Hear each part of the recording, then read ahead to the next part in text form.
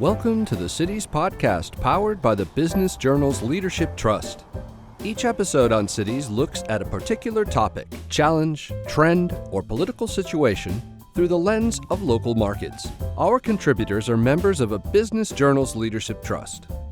Hi everyone, this is Stephen Ganoza. This is our first episode in a series on Startup Nation, where we will talk with members of the Business Journal's Leadership Trust about what cities are doing to attract and retain talent and businesses. We'll also discuss lessons learned by those cities that have already become hubs for startups and early stage companies, and how other cities can apply those lessons as they seek to attract businesses. Today, we have my interview with Shannon Swift. Shannon lives and works in Seattle, where she is a member of the Puget Sound Business Journal Leadership Trust and an HR advisor at Swift HR Solutions. Shannon, thank you so much for being here. Thank you for having me. So before we get into what's going on in Seattle, because we are trying to look at these issues at the local level, let's talk about you a little bit, about Swift HR and the work that you're doing. You bet. So Swift HR Solutions, we provide full-scale HR talent and leadership development support for small to mid-stage companies. So most often our clients are between 2 and a couple of hundred employees. What sort of industries are your customers in? So we work with typically about 80 companies at any given point in time. And I would say the majority of those, probably 65 to 70%, are tech startups or early stage tech companies. And from there, we have a variety of other industries, and it really covers the entire gamut from nonprofit to life sciences and retail and just really across the board. At what point in a company's growth does a company like Swift HR come in? Yeah, it's a great question. I mean, companies that really are focused on building an incredible culture and employment brand typically focus on HR right out of the gate. And so I'm going to mention Zillow. I'm actually in the building that they're in right now. And Zillow, we started working with them with just 2 employees. And that was really a very intentional, like right from the very beginning, was laying that foundation for the amazing company that they've become. We have other companies that we typically start really around that, the earliest stage. We've gone all the way through liquidity with several of our clients. We've been the only HR that they've needed on a fractional basis. And we have others that we scale to a place of complexity. They've got employees in different countries and across the country here. And they've got a lot of different complexities. And so we might replace ourselves with a full-time person, maybe around that 100 to 150 employee mark. So it really depends on the business. But yeah, we love getting in early and building a very intentional culture and HR foundation right from the very beginning. Is a situation like Zillow, is that the typical situation or the atypical situation where HR and culture is top of mind at the very beginning? I would say that more knowledge companies, so the technology startups in particular, they're used to having that strategic HR arm when they come out of a larger organization like Amazon or Microsoft. And so they typically recognize the need for that. They also recognize that they can't afford, a $250,000 salary right out of the gate, and they don't need that on a full-time level. And so that's really, more than maybe a manufacturing type environment where it's more focused on compliance. We have so much fun when a company has a clear picture of where it's going and what it wants to look like, and then we can just really affect that right from the very very first hire. So I would say that most of our clients bring us in, at that early stage. So in working with a lot of startups and early stage companies, you must have a good pulse on the startup scene in Seattle and the greater Seattle area. What's your take on that scene? Oh my gosh, it's been so exciting for such a long period of time now. I should probably knock on wood.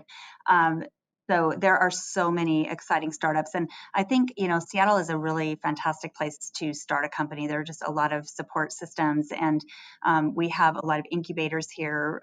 So there's Pioneer Square Labs, which is spinning out like 8 companies a year. So there are lots of really tremendous support resources available for companies to get started.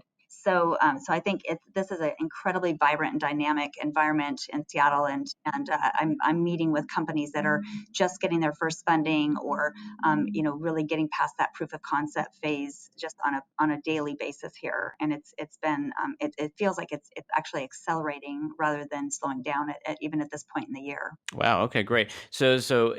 Would you say that Seattle is still on an upswing in terms of attracting talent and startups? It does feel like that, and I think one of the dynamics that we've had here the last several years are most of the big companies, Facebook, Google, coming in from the Bay Area, and so with that, they are attracting talent. I just recently heard that Apple is bringing 2,000 employees here from the Bay Area, and so that actually creates kind of a great pool for our small clients and startups to pull talent from. So really the larger tech companies are drawing the talent, and then that makes a talent pool that's really available for everybody to pull from. And just to clarify, is that because people will sort of follow these companies to Seattle, but not everybody's going to get a job with Amazon, which makes them available for startups? I would say it's not so much that they won't get a job with Amazon. It's that it's a pretty intense environment, and there's just so much to joining a startup. And so there's I think a lot of folks want to jump out of the mothership and give an early stage company a try. You have so much ability to impact the outcomes in a small company. Everything that you do every day has just a huge impact and effect. Small companies are very limber. You can change directions very quickly and be very really responsive to market conditions. And I think it's an opportunity if you get in early to get an equity stake that's exciting to see that value grow as the company overcomes obstacles and has successes. So I think it's just a very different world. And I think employees recognize that if a startup doesn't make it, that they can always return back to, those jobs are always going to be there in the larger organizations. So what is Seattle doing right to attract talent and companies? Because a lot of cities are trying to do this. A lot of cities want to become, the next tech hub. So what are businesses and local governments in Seattle doing correctly? Yeah, I would say at a state level that the government really hasn't done anything of substance for quite some time, maybe more than a decade. There are organizations in Seattle. The Washington Technology Industry Association is a very active industry association here that is doing a lot to both promote um, businesses here at the state in the state government level, providing out. They provide a benefits program, health benefits, 401k to even very small companies, and then there's a apprentice program which is helping women and minorities and people of veterans to get into tech jobs. And so there's a lot of support at that level. But I think Seattle is just an amazing quality of life place, and so I think that we've got a lot that will draw people here just naturally. As somebody in HR and recruiting's close to HR, how do you sell the idea of living and working in Seattle? Yeah, I would say, starting with, and this is changing. I think the cost of living is definitely going up significantly here, but we're still so much less expensive than living in, say, New York or San Francisco. And it's a lot easier to get a little, a distance out of town and have your cost of living go down quite a bit, where I think that's just not a reality in the Bay Area at this, stage. So we have amazing quality of life. I mean, being able to go outside any day of the year. It's just moderate temperatures all year. It's this gorgeous sunny day right now in November, and I think being a tourist in your own city, when people are here, it's like really making sure that we are exposing them to all that exists here. I mean, you can leave Seattle and be on the ski slopes in an hour and a half in the winter. We've got beautiful water activities and this gorgeous place. So there really is I think of focusing on that quality of life, and all that the city has to offer, and still very affordable compared to some of the other tech hubs. recruiting has always been a sales job. So you're selling the company, you're selling, why somebody should come and join this company, and particularly in this kind of a job environment, it becomes even more so. And so I think, companies really thinking about not only what their employment brand is, but also thinking about the folks that they're trying to attract. And if you're trying to attract, more of a millennial group, it's focusing on what do they care about, and calling out those kinds of topics, like, the fact that we're outdoors, we have this incredible quality of life. We have the symphony at Benaroya Hall, we have Pike Place Market, which has been featured in lots of movies and is just a cool, unique kind of place. The Dale Chihuly Glass Museum. Dale Chihuly is famous worldwide for his glass, and so taking people on a ferry ride so that they can really experience the city, and see the variety of lifestyle activities that are here. So I think it really is going beyond just trying to sell what the company is doing, and the opportunity they might have to work in that role or in that business, and really selling and marketing the whole package. As more and more people are, young, we have younger employees that are starting to get married and starting to have children, and it's focusing on, where are the good schools, and where are the family activities and the best places to live for them, and making sure that it's really accessible, for the business as well. So I think that the role really has morphed into more of, selling the complete role, not just the business and the position that the person is looking at. Which is interesting because, yeah, especially when you're recruiting people who are going to move for a job, right? Like the job is what they're going to do for maybe 8 or 10 hours a day, but then there's all the other time, and so yeah, it becomes important to sell them on the whole lifestyle. That's exactly right. And I think especially if you have somebody that you are trying to entice here, it's making sure that you're marketing to their family, if they're married, to their spouse, if they're married without kids, and including them in the process, so that you really have them on board with the whole picture. So yeah, I think absolutely it becomes, I think it's actually kind of fun to be able to focus on the whole person, and not just on the business hours. So we had, this was a pharmaceutical company, and it was a small pharmaceutical company, about 70 people, and they were in a suburb just north of Seattle.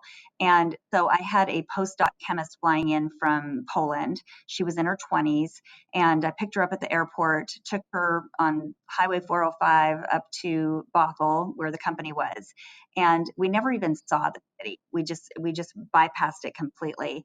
And I realized that if I took her back to the airport without her experiencing Seattle, there was no way that she was going to leave her family and come across the world to work with us. And so I took her to Seattle, took her up to the top of the Space Needle. And as we were looking out, she saw Lake Union in the houseboats. And she said, "Oh my gosh, Sleepless in Seattle is my favorite movie." And so she was able to actually see the houseboats that she saw in the movie.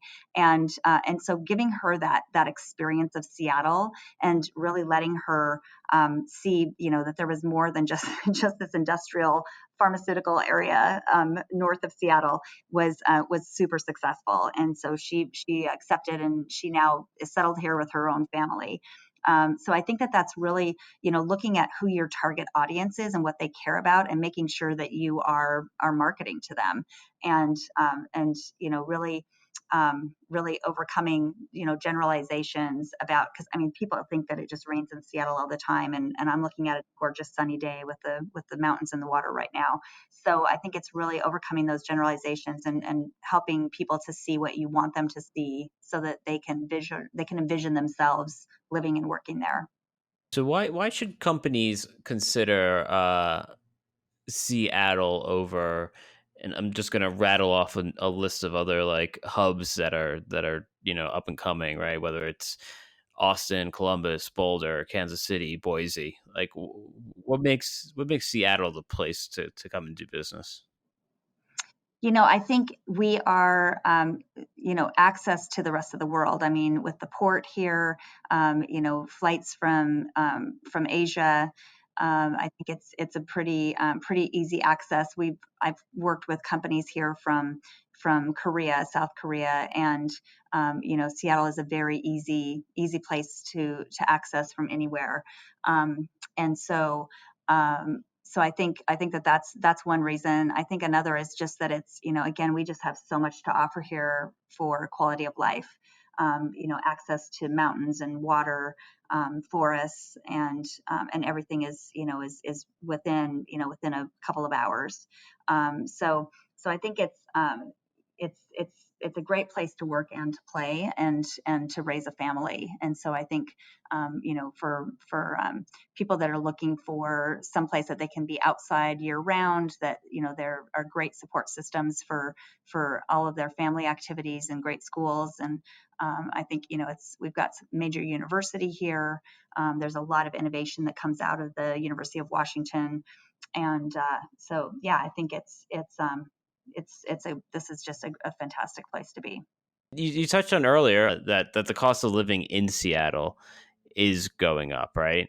Um, and this is something that we're seeing as a common side effect, often unintentional consequence of attracting talent and tech startups to a city is the impact on communities, right?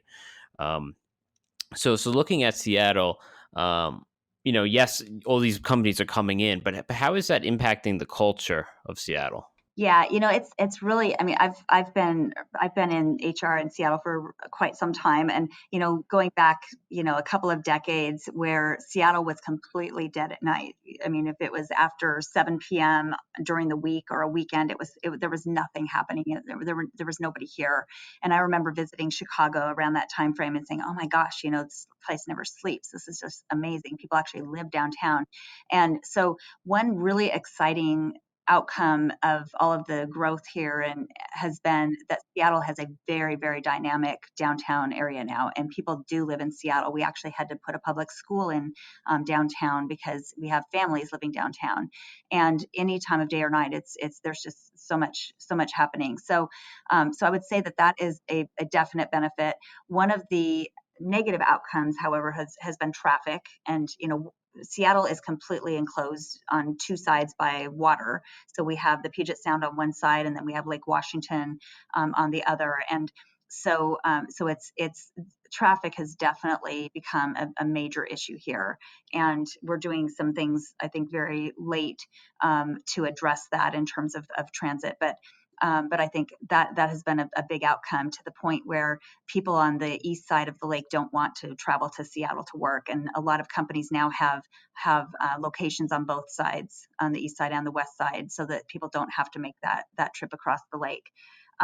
So I think another aspect that has been maybe on the less positive side has just been as salaries have risen dramatically, and incomes. I mean, we have two of the wealthiest men in the world here. They were the most wealthy men until recently, I think, but that has driven up the cost of services for restaurants, and all of the support services that the city needs. And so people are having to move further out to be able to just maintain their living situations. So I think that for tech workers, it's been phenomenal, and for other service industries, I think it's a big challenge to continue staffing folks that can afford to live close enough to actually be able to work there. But overall, it's been super exciting just to see this city really come to life, and be really a full 24/7 kind of city. That's amazing. That this is one of the more positive answers I've gotten to this question. Relative to other cities who feel like their culture has been changed, or it might not be as good as of an impact as it seems, right? Yeah, I mean, there are definitely, pros and cons to any change, I mean, you definitely you'll find people that are really lamenting and I think traffic has really been probably the biggest impact from a negative standpoint. But it's not an uncommon situation that when somebody's late, it's kind of an expected thing now, because it's just very difficult to get around. Is there something that the city could have done differently, years ago, to handle this capacity, or is this just an unavoidable problem? Well, I think I remember, again, back to my visit to Chicago a couple of decades ago, where, people don't even own cars in Chicago. It's so easy to just, hop on the subway, and, New York, the same. It's like, you don't need to actually get in a car and drive.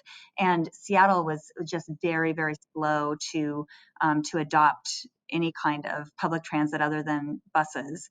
And so yeah, I think we have a light rail system that's being built as we speak, and I think when that's fully functional, it's going to make a pretty dramatic difference. But it's really 20 years too late. And so now, I mean, it's not too late, because I think it will improve things. But I think that we would have not found ourselves at this stage if we would have had longer term planning a couple of decades ago. You mentioned like 20 years ago, Seattle should have been thinking about transportation, as they began to grow. For these other cities, the ones I listed and others, as they seek to become tech hubs and attract talent, what lessons can be learned from Seattle? Yeah, I think, the city has, a few years ago, put in a role that was intended to really be kind of a liaison with the tech community. And I think that that's, having government working with business, definitely is an important component. Making sure that the city officials are really listening to the needs of the businesses that are coming in and setting up, and how they can how they can support them. I think we've had a couple of things I can think about. One is a commute trip reduction, requiring companies to offer bus passes to their employees. So those types of things that really can encourage a better outcome for everybody. And I think really just setting up incubator services, working with different trade associations, like the WTIA does so much to help the tech industry and really represent its interests here. And so making sure that again, you've got a good representation of your educators, your service providers, your government officials, and your industry, all working together. So, final question: what excites you the most about living and working in Seattle? Oh gosh. Well, I'm like a really lucky one, because I get to go I mean, I think I've been in every building there is in Seattle. I mean, we have clients all over the city. And so for me, it's just being able to go in and out of businesses and see the different types of innovation that is coming out of Seattle. It's amazing to just see the variety of business that's happening here. And we also see a lot of companies coming from other countries. So we are working with companies that are headquartered in Australia and Europe and Korea. So seeing them coming and setting up businesses here as well is super exciting. And so I think there's it's a very rich diversity that we have as a city, and so I think it's a beautiful dynamic place, and lots of smart people and creative solutions that are being started all over town. Okay, great. Shannon, this has been a great conversation, great take on what's going on in the ground in Seattle as far as startups and early growth stage companies are going. Thank you so much for taking the time to come on the podcast. Thanks for having me. It was fun talking, and I look forward to hearing more about what other cities are doing as well. Oh, we will be sharing that for sure.